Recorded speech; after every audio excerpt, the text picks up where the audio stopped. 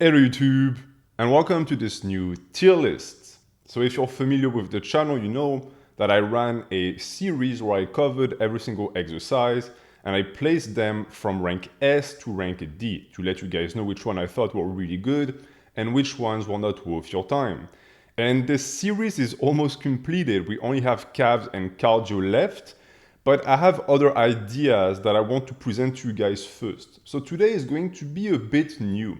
It's still a tier list, it's the same format, but instead of ranking these exercises for muscle groups that if you miss you can find in the description, we are going to focus on programming principles and lifting techniques. All of the things that you might want to implement in your program, in your day-to-day journey towards getting bigger, but you're not quite certain if it's going to be worth your time. So that's exactly what I'm going to be telling you today. But because this topic is so broad, we need a scope. So this is what we're going to be doing today. I will not be covering things that are obvious. So for example, volume and intensity are of course going to be S tier. Anyone who tells you otherwise is just being a contrarian. It's not worth our time to discuss it. Things like discipline as well. We know that discipline is important.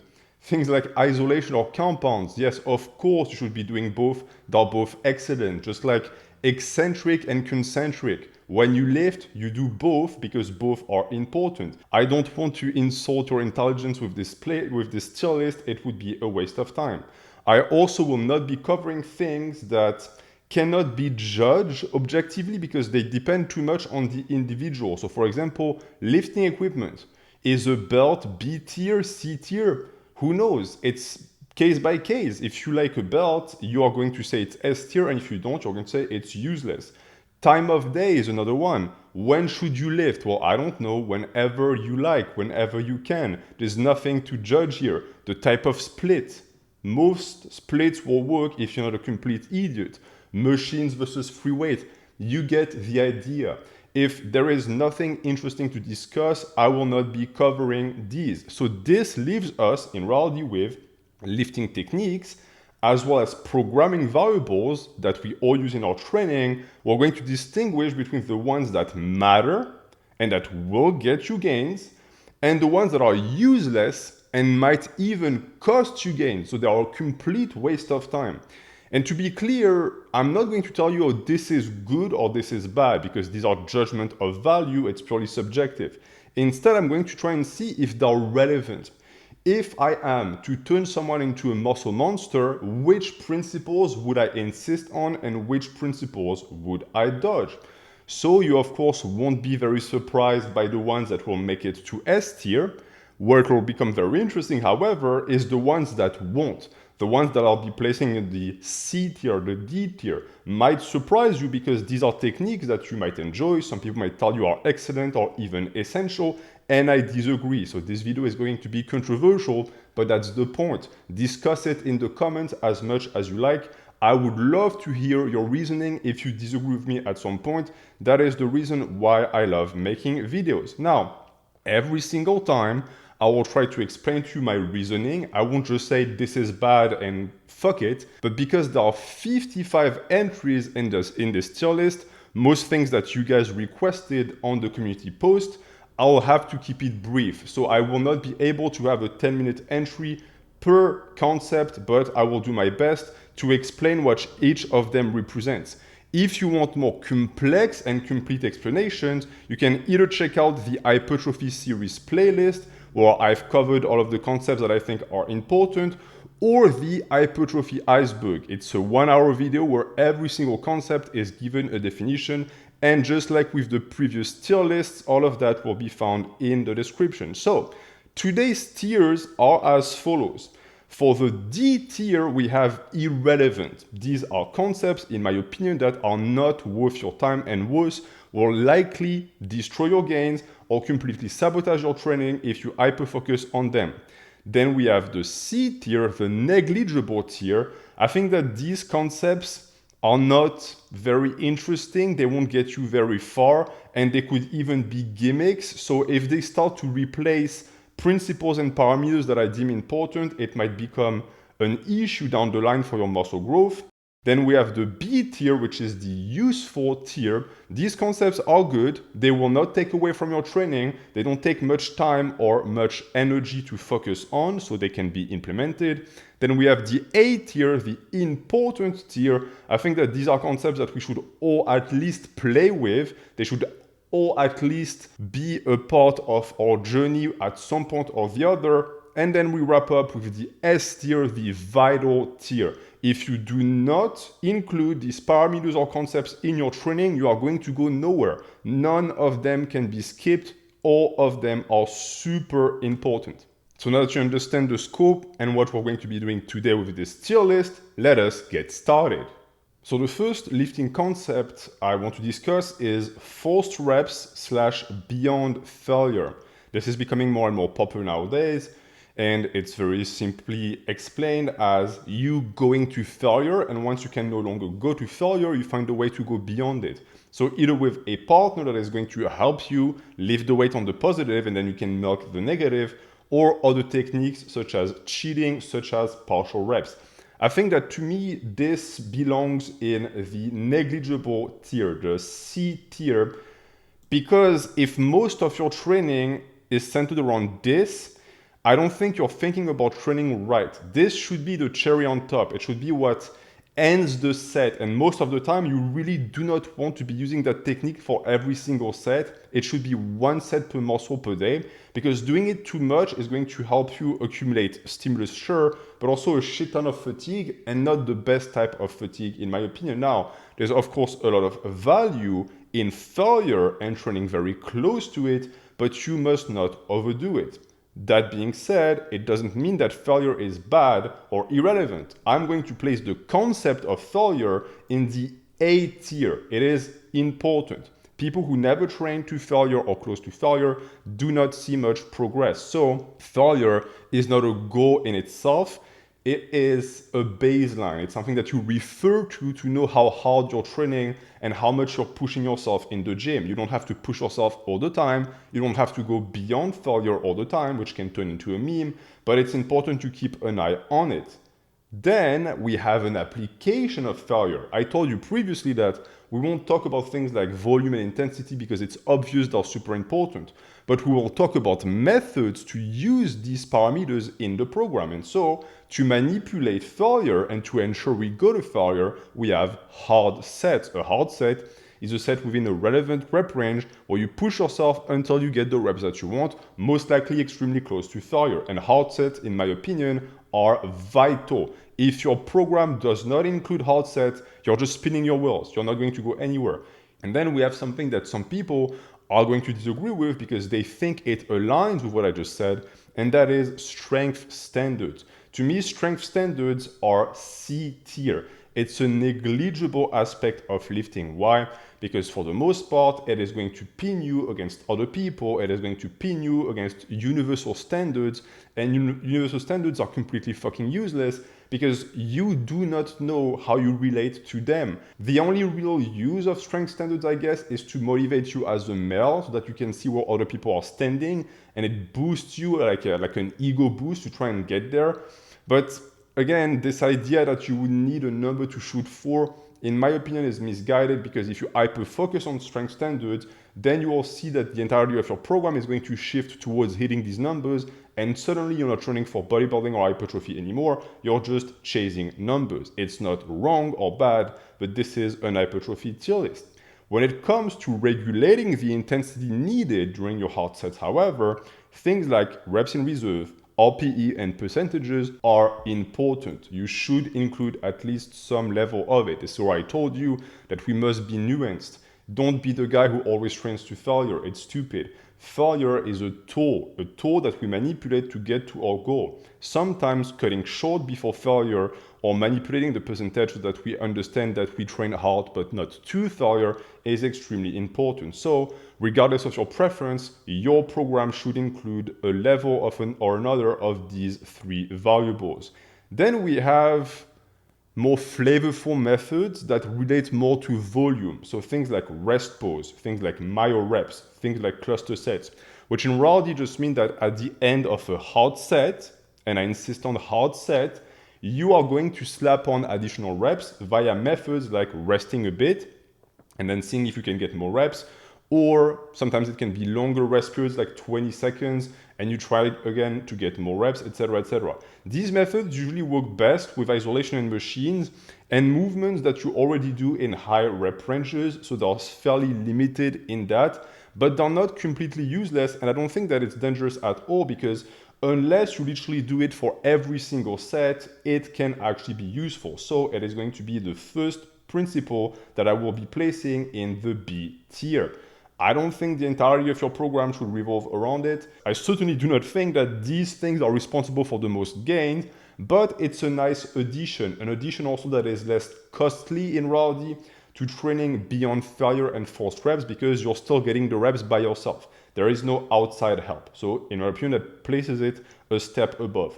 Then we have drop sets. So a drop set is you do your set, and straight after the set with the given weight, you lower the weight and you're going to try and get additional reps. That to me belongs in the C tier for the simple reason that it's an addition to the set using less weight. So unlike something like cluster sets, you are going down in intensity, and you're doing it a lot of the time because you don't have a choice. It's your only way to get more reps, but you understand that the quality of the volume is less important, and so it is also not going to result in much. These reps still matter, but we're getting close to the territory of junk volume. We try to avoid it, but now you see that there are certain principles that lead to junk volume that I'm placing low on purpose. And then at the top of this garbage pile of principles and practices that lead to junk volume, I think that the worst offender is reverse pyramid training. I really do not like this principle at all,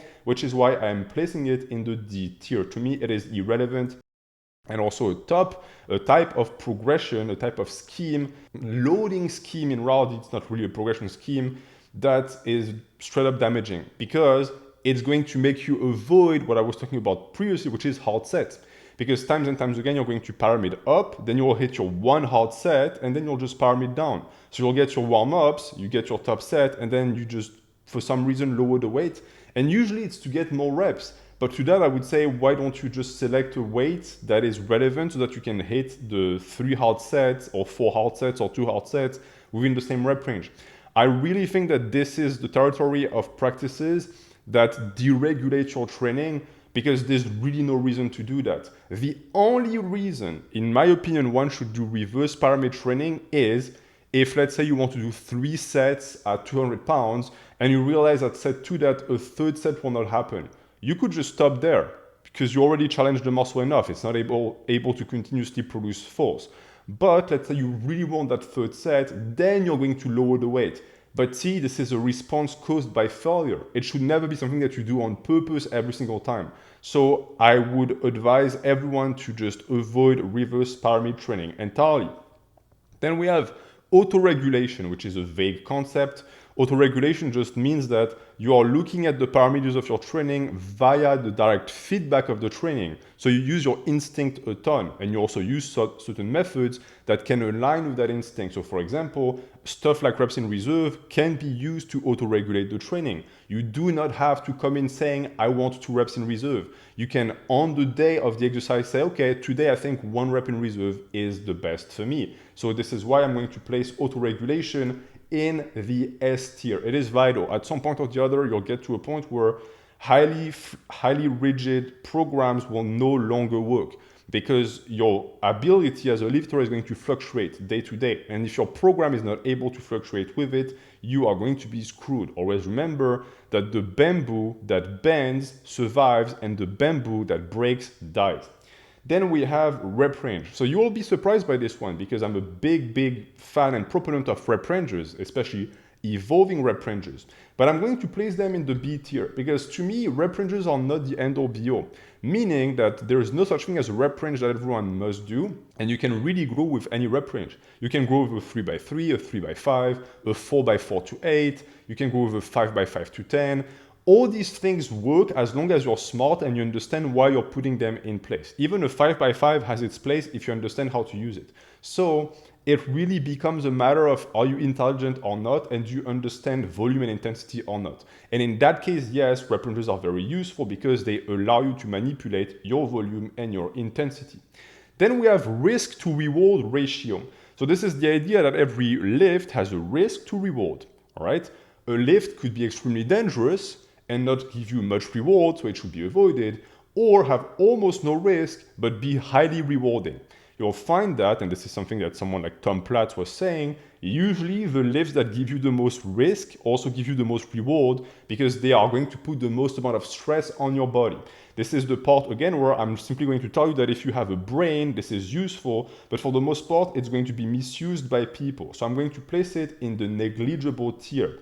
Since I've seen times and times again, people pick lifts that are excellent, like the good morning, and say, oh, bad risk to reward ratio, so garbage lift. Well, no. Just because you're not able to use it properly doesn't make it bad. You just have to be able to balance the risk. But if you are a pussy, and understandably and sadly many people train like complete pussies, it's just going to be an excuse you use to dodge hard work. Then we have stimulus to fatigue ratio. So when we're talking about ratios, I think that this one is much more interesting because now there's not the fear-mongering component of risk. Instead, we're talking about fatigue. But fatigue is still, in a sense, misunderstood by many people because likewise, many of the lifts that give you a ton of stimulus also give you a ton of fatigue. So if you constantly dodge fatigue, you also will constantly dodge stimulus. Special mention to all of these people who only train with machines and high reps, thinking they're dodging fatigue. Yeah, you're also dodging stimulus, and you're not going to build a good physique. You need to have both. You cannot have one and not the other. So I'm placing this in the useful tier. I will at some point make a full video to explain how to use it in your training because I think the concept is way too ingrained in theory and not enough in practice. But once you actually practice it, you'll realize that it has its place. Something that does not have its place and has in reality no roots in anything is the shock the muscle thing. You know, it's something that Arnold used to say, and it survived through bro science. It's this notion that you have to shock the muscle, which includes practices such as rotations all the time to include new movements in your training, where you don't warm up so as to not get the muscle ready. I mean, all of that is very nebulous. Keep in mind that Arnold was famous for spouting bullshit. He was saying a lot of romantic things, and by romantic I mean that they were rooted in idealism just to sound good, just to sound badass. But in training, when we apply these principles, it doesn't work at all. So I'm going to place this shock the muscle thing in the irrelevant tier, the D tier. There's no use for it. If you try to actually apply it, you'll find that it'll hurt your gains because you'll constantly try to do things that are going to completely disallow you to progress in the long term. Just get that out of your head entirely, please. That being said, it does not mean that we do not do rotations and variations, just not for that reason. We want to rotate the movements and we want to implement variations of muscle patterns, of movement patterns for muscles rather, because it allows you to dodge overuse injuries. It allows you to dodge laws of accommodation that dictate that if you spam a movement too much, at some point you stall. And since bodybuilding is about training the muscle and not the movement, it is extremely important that we implement it. That being said, I'm only going to put it in the B tier simply because I want you guys to understand first and foremost that when you get started, you must pick a certain amount of movements that you get really good at. And then once you can no longer progress with these movements, then you create a B team. You don't start with the B team. That is a massive mistake I see too many people make. Your list of exercises that make up your rotations and variations grow as you grow. You don't start with a bag of 25 movements like I see some people do, like for back. Well, they do so many variations that they never actually progress because they're just shocking the muscle constantly, even though it's not what they wanted to do. So this is B tier. Then we have an S tier. This one is undeniable and you knew it was going to end up there. And that is progressive overload, regardless of the way you do it. Weight on the bar, more reps, additional sets. This is how you grow. You add additional stress onto the muscle until it reacts, grows, and then allows for more stress. That is the way we go about it. Nowadays, again, some people, because I guess we have to constantly reinvent the wheel, have tried to reverse engineer progressive overload, but the definition can change a million times. The application doesn't. The application is still this. At some point or the other, something has to go up for your muscles to go up. Progress occurs directly in the gym, and then it is going to be echoed throughout the body. That is how it works. That is how it functions. There is no way around that one. Then we can talk about the minutiae of progressively overloading a muscle by talking about the way the stress is allocated to the muscle. And this is where biomechanics come into play. Now you might be surprised by this one because I constantly shit on biomechanics gurus, but understand that I shit on them because they misunderstand and they misapply the principle on purpose. Usually these people are going to pick a lift or they're going to pick a pattern that is very popular and they'll say, oh, look, it's bad because this specific biomechanic principle proves it. And then they're going to replace it by a gimmicky lift that usually they invented or usually that they made popular so that they can push their brand and they can push their agenda. That is not proper science and it is not proper training principles. But biomechanics are extremely important. So I'm going to place it in the A tier because knowing the function of each muscle and what activates the muscle through the joint is key. Key, but not essential. This is why it's not in the vital tier list. It's because I know people, and I'm one of such people, who grew a lot of muscle mass knowing absolutely nothing. Because biomechanics can be learned two ways, via books and via training. By training, you can learn a lot about the way the body works. And actually, this is the way I recommend you do it, because the issue if you start opening books is you might turn into a Poindexter with zero muscle mass. Then we have stability. So stability is the idea that certain lifts are going to be better than others because they're more stable, which naturally also means that certain movements are going to be bad because they are unstable. And this checks out because if you manage to take the stabilizer muscles out of the equation, the logic would be that the other muscles would take over, the ones that we apparently want to grow over their counterparts, and so it would be better. This is why so many people recommend the Smith machine for bodybuilding, for squats, for bench, because they say that you will be then able to use 100% of the load to grow the muscle. There is some value to it, but of course, as always, people take it way too far. And also, there is a big flaw in that logic because if you look at a lift like, for example, an ill elevated squat, that creates those imbalances, and yet it is excellent because it places the body in a position where biomechanically it is going to be able to recruit more quads and keep a more vertical torso.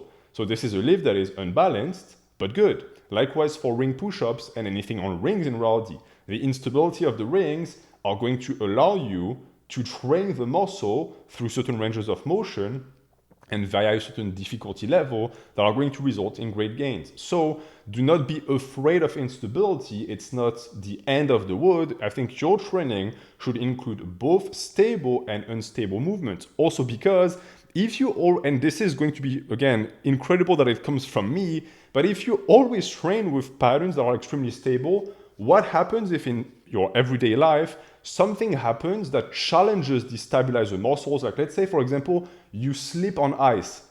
Then what? You're not trained at all, so you're going to fracture something. Look at the amount of bodybuilders who tear both quads because they slipped on ice.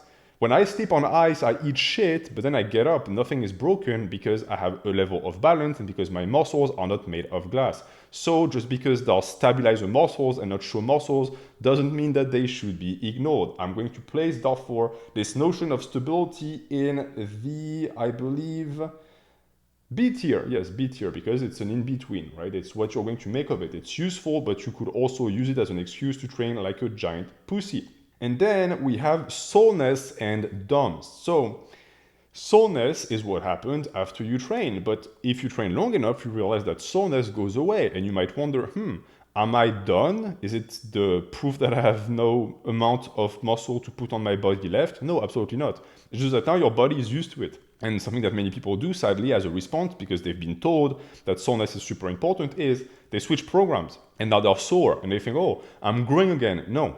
You're adapting again. It's your body who's trying to adapt to the new movements and the new load. But it has nothing to do with this training being better than the last. If anything now, you have to relearn patterns, so you are wasting time. So I highly recommend you do not take that into account at all. I'm going to place it in the C tier. It is highly negligible. The only real use for it would be that when you include a movement in your program and you're not quite certain where it's going to hit, because even though you've looked at the biomechanics of the movement, you're not certain, paying attention to what part of the body gets sore after the movement could be of use. Also, soreness feels really good, so I cannot put it in the irrelevant tier because I know many people are addicted to it, but don't let that addiction turn you into the type of person that chases soreness. Soreness, again, is just the proof that your body is not able to recover and it's not able to recuperate properly.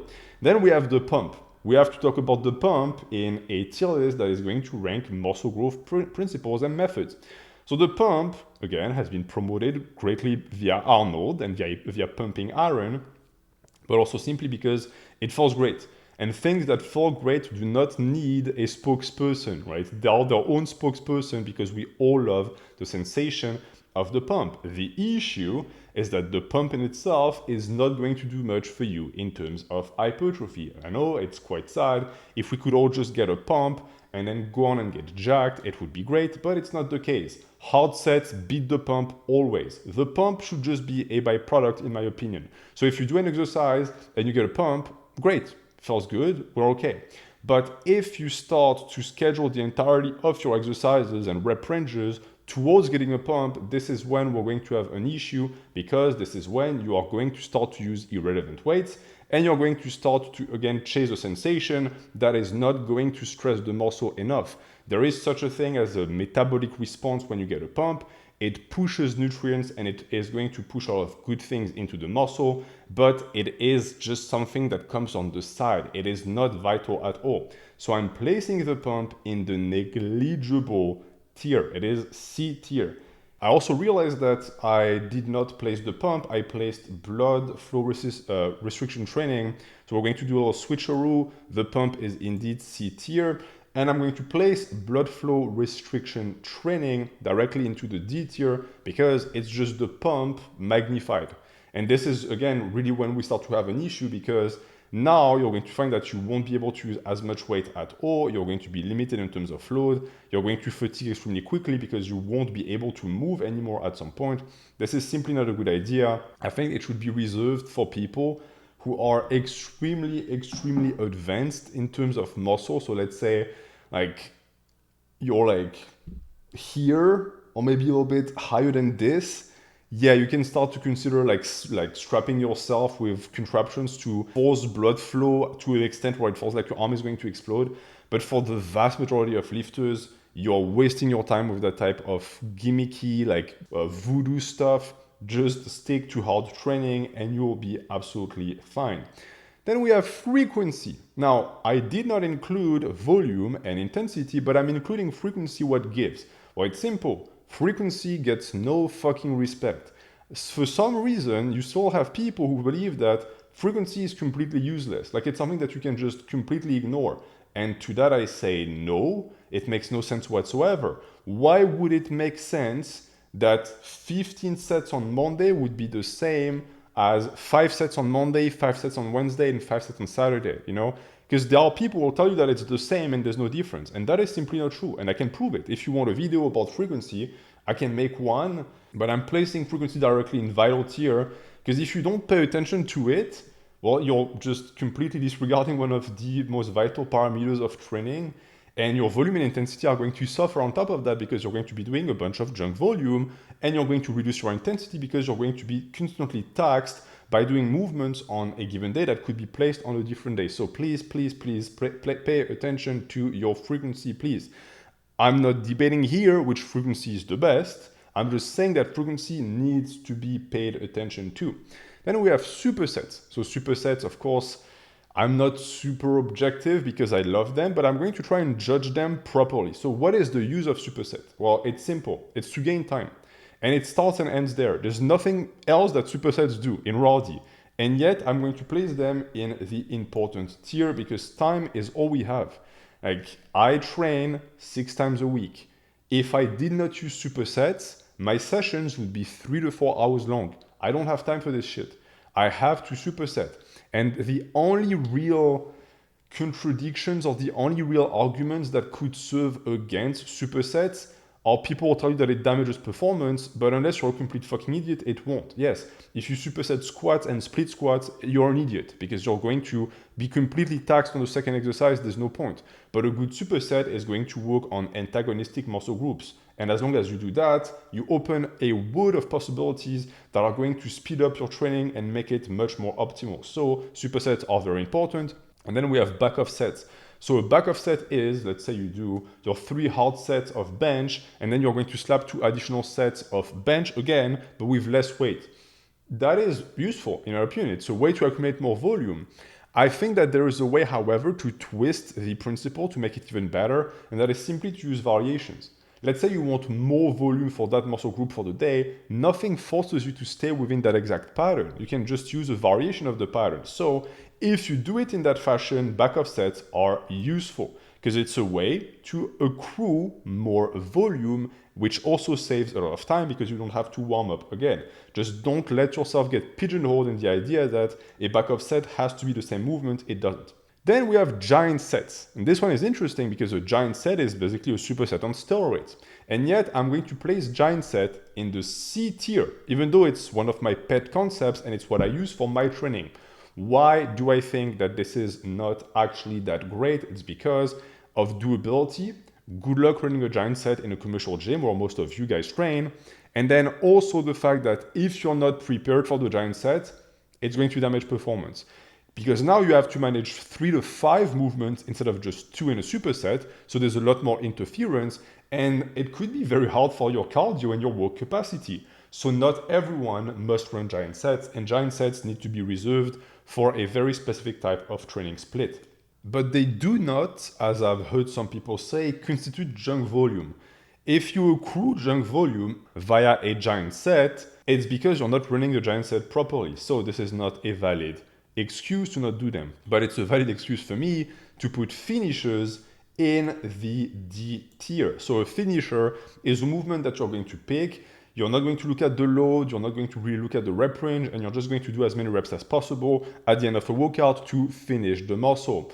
That to me is gimmicky and you won't get much gains from it because this is typically junk volume. Like this is the strictest definition of junk volume. Irrelevant load, irrelevant rep ranges, and you just move the body around. I would say that most people would be better off not doing finishers. But if you do your finishers, just understand that you're not doing much. If anything, a finisher to me should be active recovery. So you should find a way to send blood into the muscle and get the muscle ready and like full of fluids so that it can recover properly for the next session. That is the one use I can see, but for the rest, no. I think that for most people, what they would benefit greatly from is to take away these finishers where usually it's going to be you getting a pump for your shoulders or for your bicep and replace it with cardio instead.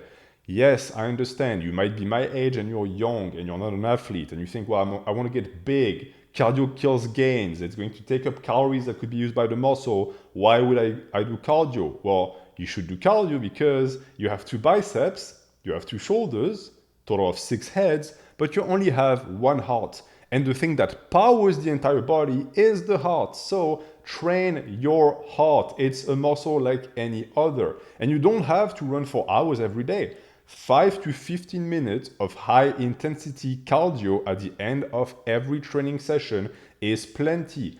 Go for hill sprints during the day. Try to go at a brisk pace outside. Swim. Do things that move the body around. Yes, we're bodybuilders, we're powerlifters, whatever, but we're first and foremost human beings. So take care of your heart. This is why I'm going to place cardio directly in the S tier. And you've noticed that I didn't even mention the benefits of fat loss, the fact that it helps with cutting, and the fact that it helps with blood circulation, which will give you better pumps. It also keeps you mobile. All things that should convince you that you have to include some form of cardio or another into your training. It's not that fatiguing at all. It's going to fatigue your cardiovascular endurance, which you should develop anyways, but in terms of CNS fatigue and muscular fatigue, you're good. Let's talk about CNS fatigue. Muscle fatigue, you understand, is vital, but yeah, it's growing muscle, so of course. CNS fatigue, however, I think is not at all. And overall, I see it as an excuse that people use to justify training a certain way and not another, but it's based on almost nothing. The idea is that your muscles are connected to a let's call it a motor. And the motor is the central nervous system. It's what sends the impulse to tell the muscles to do things. So the idea is that even if the muscles are recovered, if the CNS is not, then you won't be able to use the muscles. You're going to fry your CNS, etc. I have personally, as someone who trains really hard and really often, never experienced that. If you manage fatigue, you're good. So I'm going to place it in the irrelevant tier. I'm not saying by that there is no such thing as the CNS. I'm saying that the entire idea that it would be possible to overwork it to the point that you are entirely incapable of putting in work afterwards is simply not correct, in my opinion. Then we have time under tension. Time under tension, for many people, is everything. They will even tell you that it's more important than progressively overloading, and to that I say, no, not true. It's a negligible factor. Why? Because time under tension is in reality the result of something much more important, and that is your tempo. It is created by your tempo. So looking at tempo is much more interesting and important, because you'll find that if you hyperfocus on time under tension, you will be the guy who is going to use baby fucking weight so that you can be very slow and very controlled, and suddenly you realize that you're not getting anywhere. And before I forget, because I did not put it here, I forgot, but contraction, you know, the idea that you're going to do your rep and then at the top you're going to squeeze, this is also C or D tier. For the simple reason that this is the part of the range of motion where the muscle is the least active. So the sensation of the squeezing feels good, but it doesn't do much. It's the same with time under tension. Do not let time under tension dictate the load that you're using. You're going to end up using no load whatsoever. Instead, we're going to look at tempo. And tempo as a parameter, the speed with which you lift, that is extremely important, to the point that I'm going to put tempo in vital. Why? Because it's absolutely useless to lift heavy weight for your hard sets if your tempo is not on point, if you're not controlling the weight, and if you're not using the weight to stretch the muscle and to get the results, which is why you need to look at both load and tempo. I made a video about it. You can go check it out. It's called, it was a clickbaity title, the likes of which only a Frenchman could produce. Something like, you don't understand how to train for aesthetics, something like that. I'll put it in the comments if one of you wants it. You just have to request it. But essentially, the pace at which you lift is going to make or break your progression. And as a bodybuilder, it is essential that you keep an eye on it.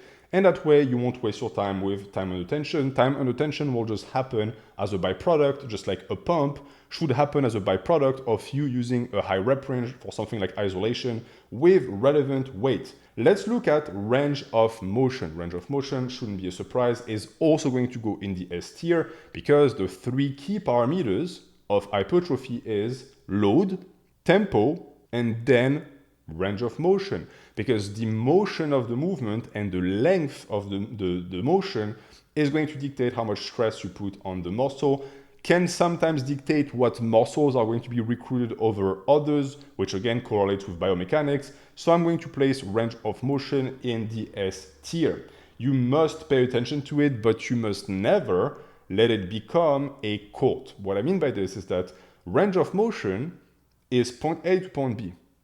All right, this is the exact distance that the muscle can travel. It can never go higher or lower. That's the top that it can do. This does not mean that you must now do it every single fucking time. Just because full roam exists doesn't mean that every single movement must be full roam. Something like a partial range of motion, which is 99% of all ranges of motion, because most of the time you use partial roam, still has its place, and if anything has its place much more, because it's not an absolute concept. So I'm going to place it in the important tier. Do not become a zealot, you will only limit yourself. And when we talk about range of motion, something else comes into play, and that is the resistance curve of the movement. So what portion of the movement is the hardest? What portion is going to recruit what muscle? That, I think, is very useful to know. Just don't obsess over it, and don't select only movements that have the resistance curve that aligns with what some people would say is optimal, because you'll find out that you'll end up doing only cable movements and machine movements. Sometimes it's good to have a movement with a shitty resistance curve, because it forces you to fight through certain sticking points, that are going to then be very, very, very challenging for the muscle. So I'm going to place it only in the useful tier. And talking about things that were birthed from this obsession, quote unquote, with range of motion, we also have to talk about the lengthened position of the muscle and the shortened position, because a lot of discussion has gone around it. And at some point, I think we all sort of agreed with the fact that the negative was most important because it's what the muscle lengthens. And so the lengthened portion of the movement and of the range of motion is also most important. And from that was birthed the concept of lengthened partials. So lengthened partial is in reality the love child of something like a weird cluster set rest pose plus like biomechanics, because it entails essentially that you're going to do your set, and when you are done with your set and you can no longer hit full range of motion, you're going to do partial reps in that portion of the range of motion where the muscle is lengthened, so the end of the range of motion. I'm gonna be honest with you, I don't use that technique in my training. I use it only for calves because I like clean sets. To me, a set is, I've decided to go from point A to point B. When I can no longer do that, the set is over. This does not make this practice bad, but just like training beyond failure, it should be used sparingly. Do not use it for every single set, and only use it for muscles where you like the feel. So I'm placing it in the negligible tier because you cannot structure a program or even a practice of training around that. But at least that method can be applied directly. It's not just theory. The next one on the list is, and that is this idea of fast and slow twitch muscle, fast and slow twitch muscle profile. The notion that certain people have more type 1 or type 2 muscle fibers. I've never looked at it, I've never found it interesting or important, and I've never ever structured a program or created rep ranges looking at that, just because you'll find out. You will find out which muscle groups responds best to high rep ranges, which ones responds best to low rep ranges, and it's a lot of the case by case. So I'm going to place this in the irrelevant tier because I just find it a bit wasteful to just discuss things like this where they could just be figured out directly via practice. Unilateral movements, however, do connect with something that I think most people should be doing. If you're a bodybuilder, you should do some unilateral movements, at least for some of your muscles. Some would go as far as to say all of your muscles. I won't go as far, although I personally do it. Every limb I train separately, because when you train the two at once, something else occurs. The human body is developed to train and to move in synergy. So if you take away that synergy and you take away that balance, something happens. The body has to compensate and other muscles come into play, or certain muscles get challenged more. I think that this should be in every single person's program, so I'm going to put it in the important tier.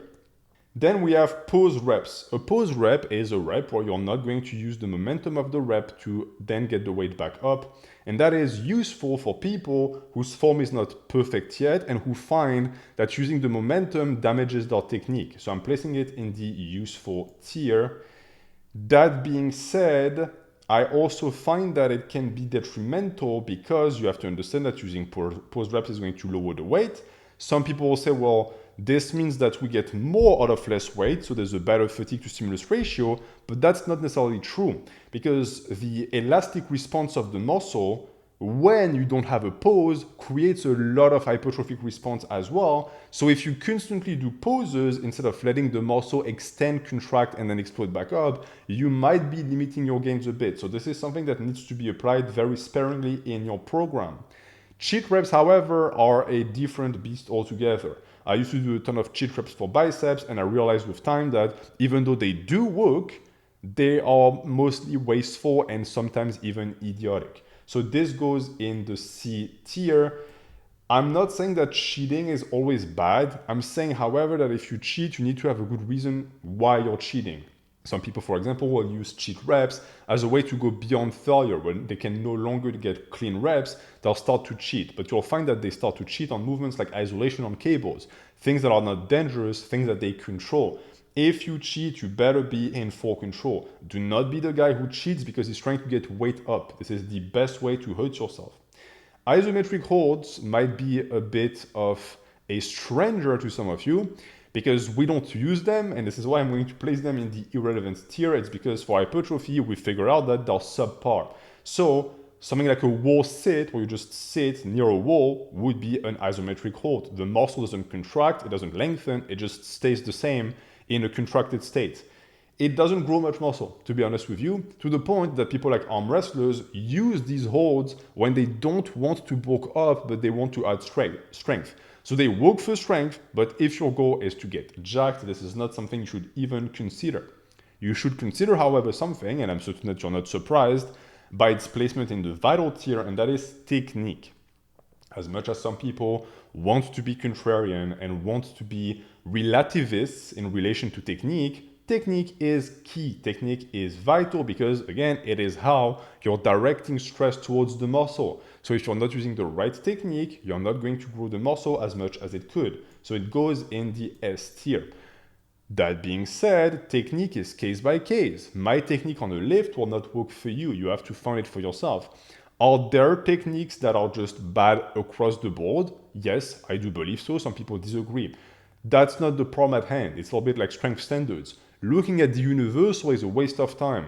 Looking at what biomechanics tells us and muscle activation in relation to the individual, that is much more interesting, and this is when you cannot argue around this one. The way you lift dictates the way you're going to look. And mind-muscle connection sort of also aligns with that, because mind-muscle connection is a form of technique, and it exists on the spiritual and the physical plane. So you have the sensation that you feel as you go through the motion, which some people describe as a feedback that tells you that the muscle is working and that the movement is also working, that you're getting bigger. If the practice of mind-muscle connection allows you to find the proper form and to feel the muscle, then good.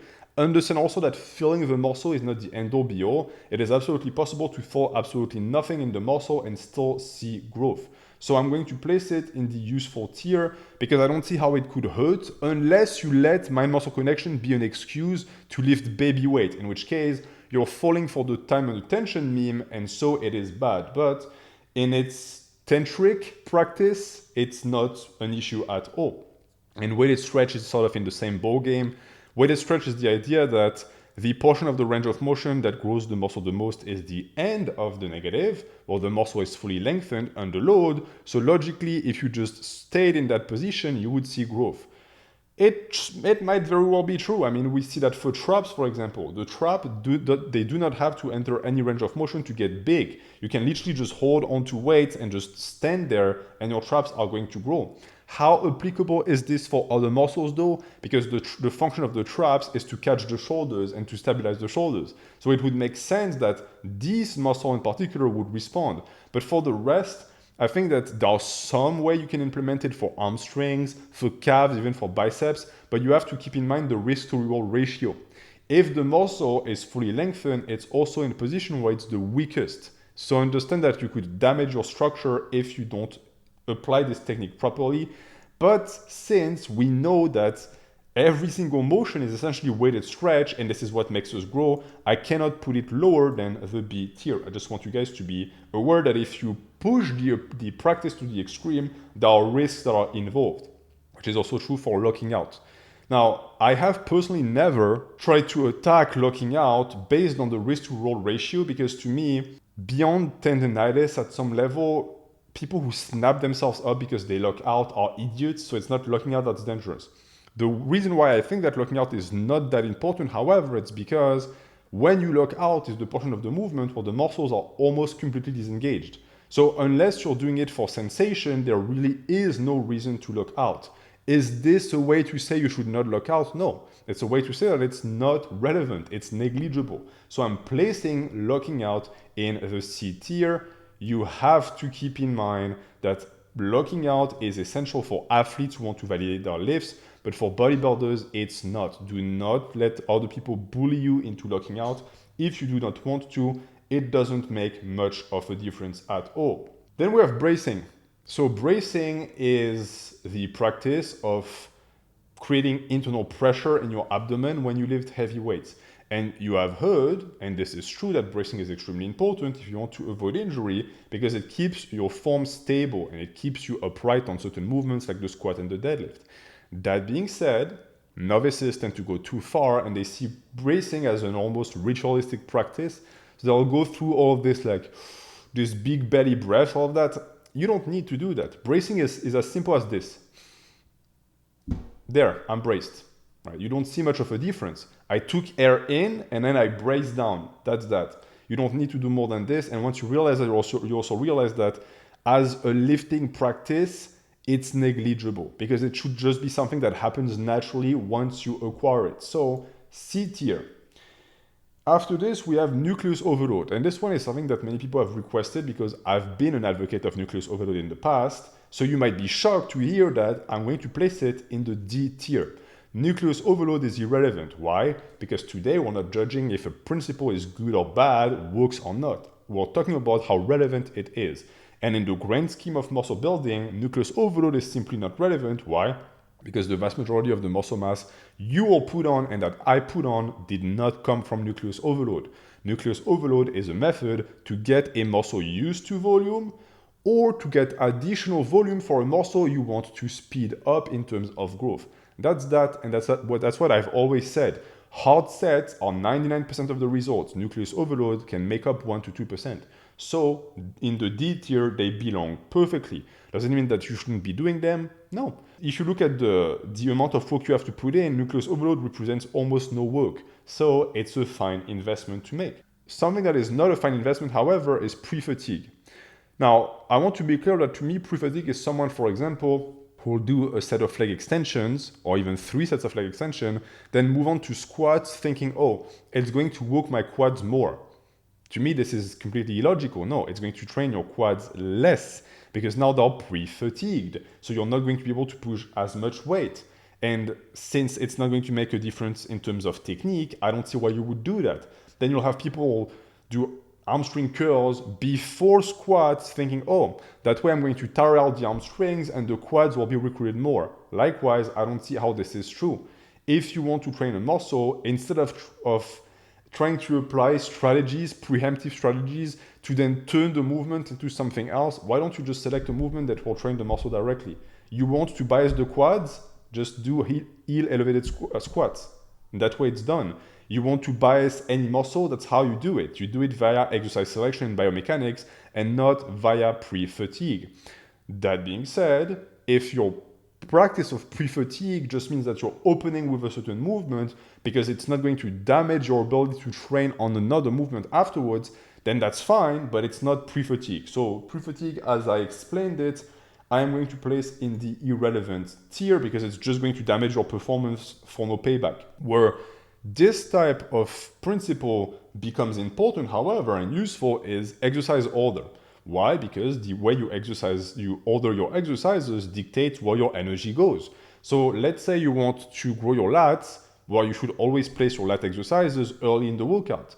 The logical order should always be compound movements, then lighter compound movements like variations, and then isolation, because it's what energy expenditure dictates and focus dictates.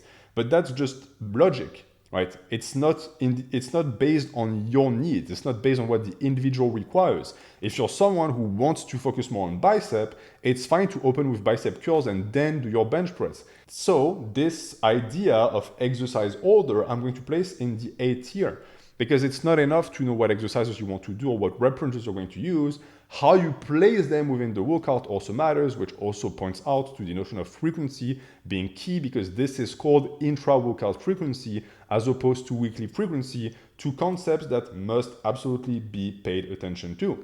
Exercise selection, however, is slightly less important simply because, as I said, there's no such thing as a movement that must be used, and so you'll find that many movements can be replaced by others as long as they stay in line of specificity and as long as they train the muscle that they are supposed to target. So I'm going to place exercise selection in the useful tier because selecting movements that you like, that agree with you, and that you're going to be able to progress on is part of exercise selection, but you'll find that these very same exercises could be replaced by something else. If I were to use an example in real life, it's like the idea and the concept of the soulmate. You don't have just one soulmate, you have millions. They all work and they'll all make you very happy. But obsessing over one and thinking, well, I have to I have to have this person or I have to do this exercise or else is completely false. And that is a misapplication in reality of exercise selection because it's too rigid. And talking about things that correlate with rigidity, we also have specificity. So specificity is the idea that lifts in the same line of specificity that resemble one another are going to grow together conjointly. And this is absolutely key for strength athletes, powerlifters, absolutely. But for bodybuilders, not that much. The only reason why we want to take a look at specificity is to make sure that progress continues. But we have much more freedom than strength athletes, and we must make use of it. So I'm going to place this idea of specificity in the C tier because we are not shackled by it and we should not be shackled by it. And then we have rest times. So this one, for some reason, is the number one obsession of novice lifters. Every time I put out a program, I have a million people asking me how much time they're supposed to rest between sets. So listen to me, it's going to be very simple. The amount of time you rest in between sets does not matter.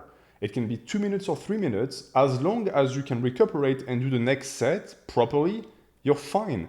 I don't get why it seems to stress out noobs so much. Maybe because they think that if they rest too much, it's going to be bad. You can rest as much as you want in reality. It's just that it's going to be time consuming for no reason. It's not a variable or a parameter that is even important.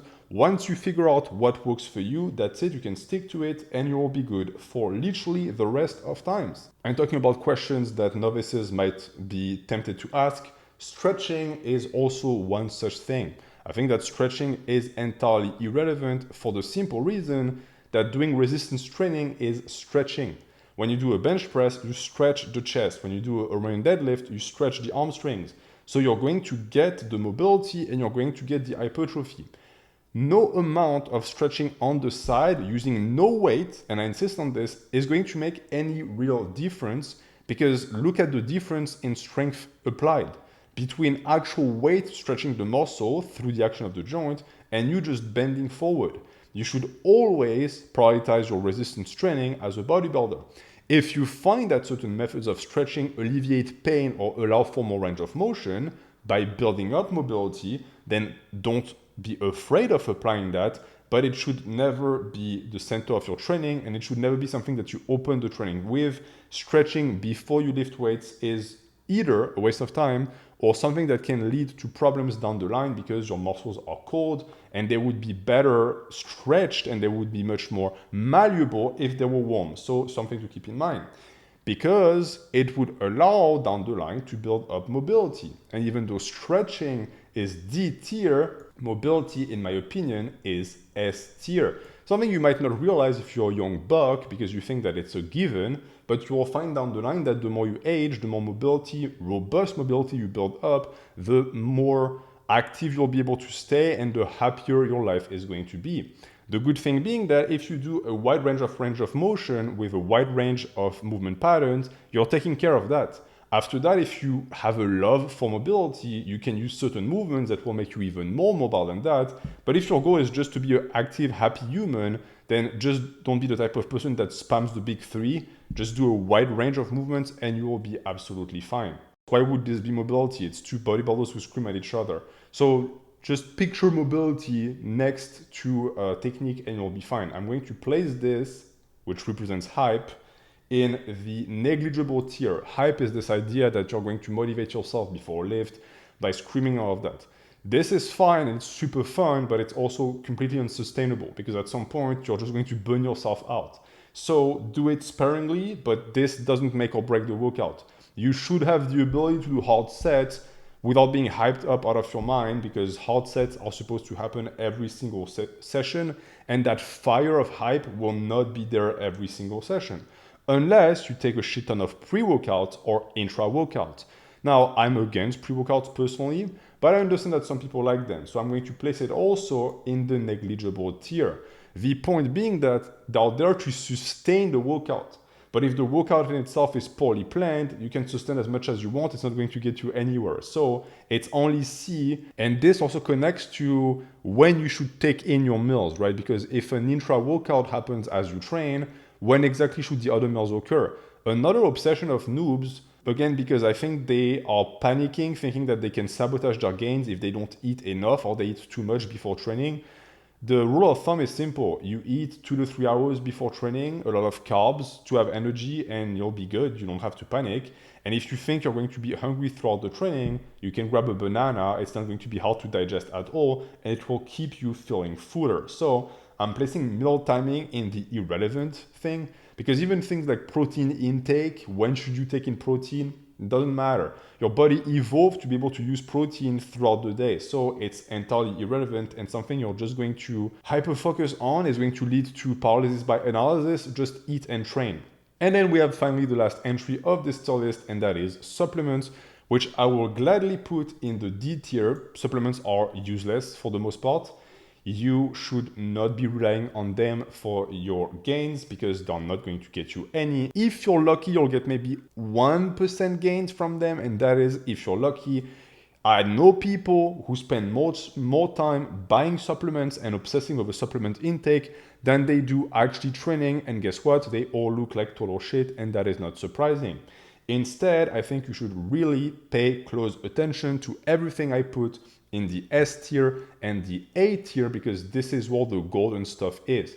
If 95% of your training is comprised of these parameters, you're golden. Then the 5 remaining percents can be filled up using the B tier. Things in the C and D tier either avoid or use once in a while because you find them fun, but do not expect them to get you anywhere or give you any sizable amount of gains, because in my opinion, it simply will not happen. And this concludes this hypertrophy tier list with the most important methods for muscle growth. I have 3 other tier lists in mind that align with what we discussed today. So it's going to be topics outside of exercises that I think are very important to listen to if you are a lifter. If you enjoy this tier list and you would want to see more of them and support my work, you can do so by clicking the first link in the description. It is my Ko-fi page. You can pledge, you can donate. Anything is appreciated and allows me to spend a lot of time on these videos. And that is going to be that for the day. Thank you for watching. Have a good night.